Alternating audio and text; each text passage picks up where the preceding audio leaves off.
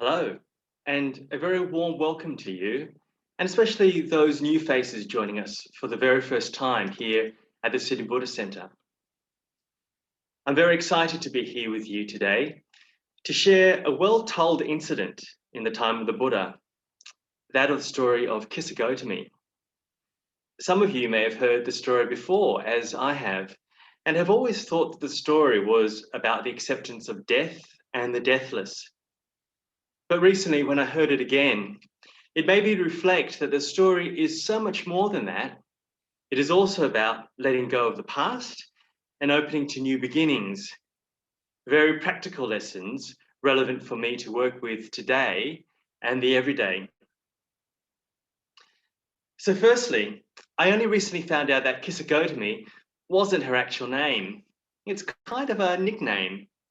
You know how some blokes down at the pub introduce their mates with nicknames like, oh, this is Macca and this is Wazza. And some of these nicknames can get downright nasty. Like, yeah, this is Clumsy Clive and this is Stinker Steve. So her actual name was Gotami, but she was called Kisa Gotami by everyone. Kisa means lean and haggard. So she was like, yeah, this is lean and haggard Gotami, which I think was very disparaging. And I think she probably should have gone to a different pub or at least got some new mates. But perhaps it gave us an idea of where she came from. For she was born into a poor family, a daughter of a nobody who was frail and thin, and perhaps her prospects in life weren't looking very promising. However, you'll be pleased to hear that lean and haggard Gotami found love. Yes, she not only found love, but found love with a man from a prosperous family. But the relationship wasn't smooth sailing, as his family was not very welcoming and inviting. In fact, his family looked down on her as the daughter of a nobody and thought that he could do better. But he loved her, and eventually, after they got married, her in-laws and the family came around to tolerating and perhaps grudgingly accept her. Gotami was happy and content, and her standing in the family slowly grew. She started to blossom, and the lean and haggard little girl started to come into her own. Her good fortune continued, and soon after she got married, she announced that she was pregnant, and she gave birth to a son. Well, as the mother of a male offspring, those miserable two-faced relatives loved her now. She had found newfound respect with not only her husband's family, but the entire village. Suddenly, the daughter of a nobody was a somebody. She had made it. If Gotami were around today, she'd be having the perfect life, lunching by the harbour, having cocktails at Barangaroo and performing baby yoga by the beach, and living it all up and posting it all on Instagram, I bet. Then something unexpected happened to her. It's one of those things I call a plot twist in life. Her husband died. She was a widow. She not only felt the grief and loss of someone who loved and cared for her and whom she loved, but on the day-to-day, the loss of a husband meant the loss of a key backer and supporter in the family, and was left with her in-laws that did not really care for her. Well, at least she had her beautiful baby boy, which carried on the family name. It kept her in the family and gave her some secure future. She clung desperately and proudly to the status of being a mother to a male heir.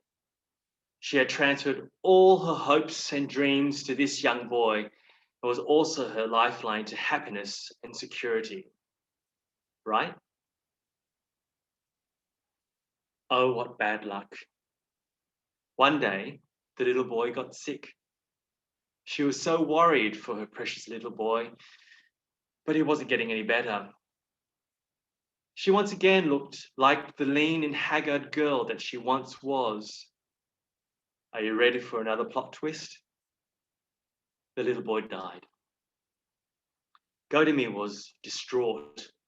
Her whole life, her whole reason for living, her future, her happiness, her security, her love had died with that little boy.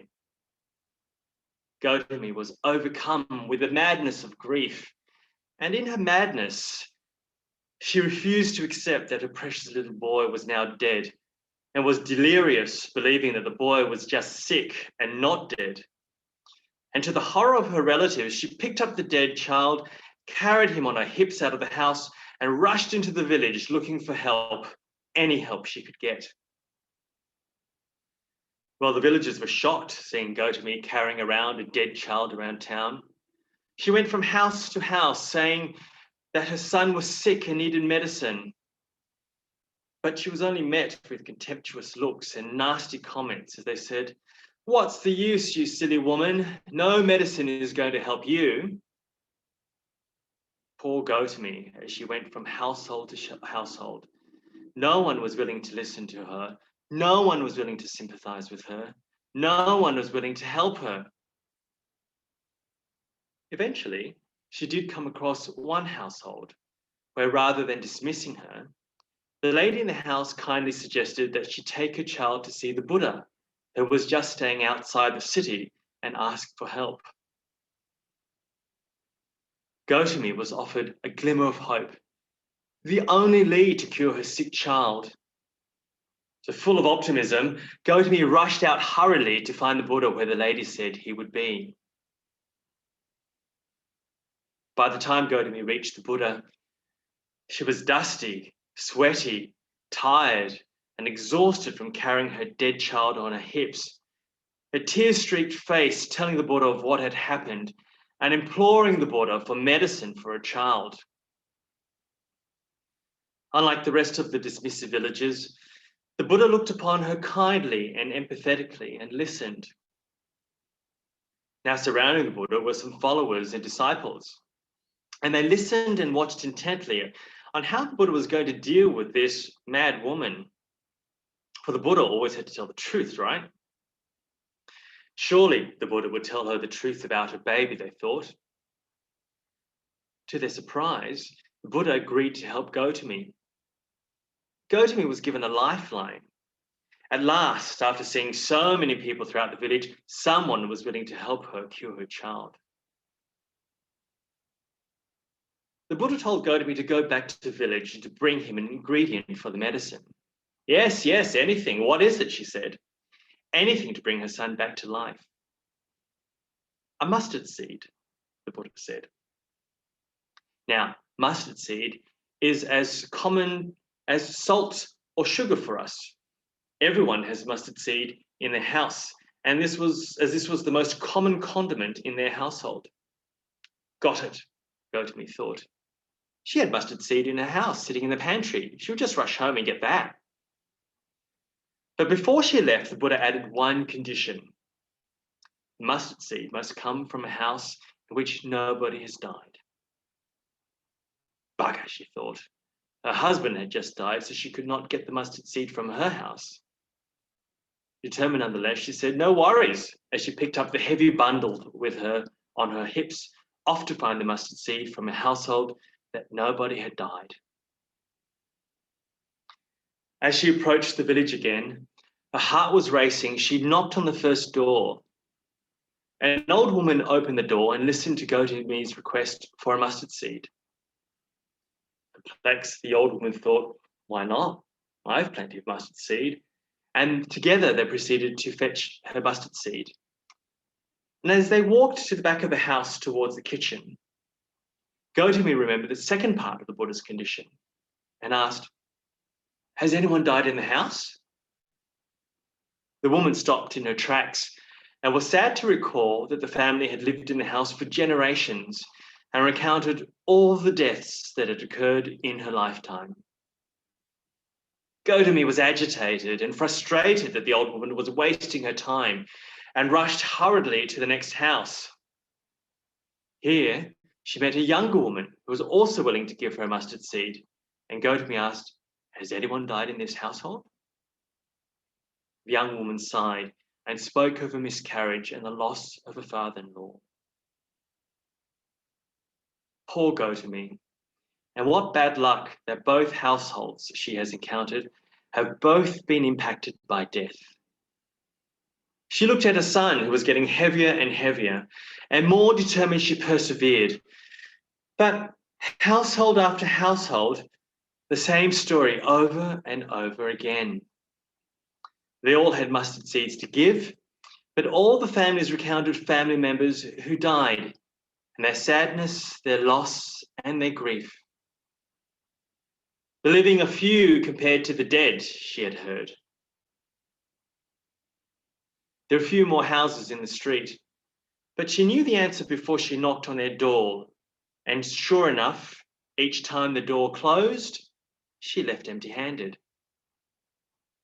Gotami was exhausted and broken and knew there was nothing for her to do. She surrendered and walked to the graveyard and laid down her bundle that was her dead son. And even though she was still sad with grief, her madness and despair was replaced with the wisdom of truth and life and death, and to the true nature of reality and impermanence. She said, "No village law is this, no city law, no law for this clan, or for that alone, for the whole world and even the gods in heaven. This is the truth. Everything is impermanent." Exhausted, she went back to the Buddha. The Buddha asked to see the mustard seed, and Gotami simply said, "The little mustard seed has done its work." The Buddha told Gotami that if your heart is centered on children and possessions, and you cling to them in your thoughts, then when death comes, as it must, you will be unprepared. You will be swept away by it, like a sleeping village struck by flood in the night. Gotami reflected in her recent experience, and that household after household, everyone experienced death and impermanence. She knew. She was wise now, and she asked to be accepted as a disciple of the Buddha. She continued to be a wanderer, giving up her previous life. She came full circle and became a nobody, and eventually became enlightened. I love this story, and it has given me much to reflect upon. And here are my 4 main takeouts from this story. Firstly, finding fulfillment in the impermanent are false refuges. Just like we do, Gotami was trying to find happiness and fulfillment into life. And for a while, she found happiness in a loving relationship. She was living in a prosperous household with security, and she was a mother. It's what society tells us, don't they? Like, find a good job, get a nice car, a nice house, find a good partner, and you'll be happy. We all want this Hollywood fairy tale ending. But like Hollywood, is just that. It's not real. They are what, in Buddhism, we call false refuges. I did that. At the age of 35, I was director of a global internet company. I had a nice house, I had a partner, and I was having nice holidays. Like Gotami, I was very happy. But then my division of my company got sold off, my partner and I split, and I was losing my youthful looks as I was going grey. And the wobbly foundations on which my happiness was based on suddenly disappeared. And as the Buddha said, like a sleeping village struck by flood in the night, I was unprepared for this. How many of you have experienced something similar, where you've been thrown off what you thought were solid foundations? We're all subject to change and suffering, so why do we seek satisfaction from the latest fad or relationships, all of who themselves are impermanent and liable to suffering? Surely we're setting ourselves up for failure. 2, clinging rather than letting go of the past. So when things are changing and things are always impermanent, why is it so hard to accept that and let the past be the past? Gotami clung to her dead son. And we can feel for her loss, definitely. But metaphorically, we can also see that a dead son was her past happiness and a ticket to her future security. But they were gone. It was her dead weight. Do we have dead weight? You bet we do. Well, I do. What are the things that I refuse to put down and work with in my practice? Well, in my experience, you don't have to look too far. We just have to close my eyes to meditate, and they seem to come flooding back, and it's the same ones. You know, when we just had an argument or someone said something that annoys us, what did he or she mean when they said that? When we get our backs up about our views and ideas and opinions, why does it push our buttons? And it's probably a strong indicator that this is something we can work with. The old self-doubt talk, I don't belong, how I was wronged, old hurts and resentments, what could have, would have, should have been. And often they're the same ones over and over again, so much so that I name them. I call them my greatest hits. You know, there it is again, like WSFM. And number one this week, you're no good. Yeah, it's an oldie but a goodie. Yeah, rock on. We love dragging our dead weight of all our past wrongs into our future, don't we? We love to replay the past over and over again, even though the circumstances and conditions have changed. We love reliving them again and again. Listen, we haven't done anything wrong. I mean, these strong habitual patterns are a part of our evolutionary process. But what we are trying to do is to transcend these habits. Wouldn't it be so much lighter energetically not to carry all of our emotional baggage with us? By freeing ourselves of these burdens, we are more able to live more in the present and be mindful to the now. And focusing on so much energy on the past leaves no room for the future to manifest. What you resist persists. 3, we're all subject to pain. We see that with Gotami, she literally and metaphorically was carrying around on a hip death and all that was past. It's a very powerful image.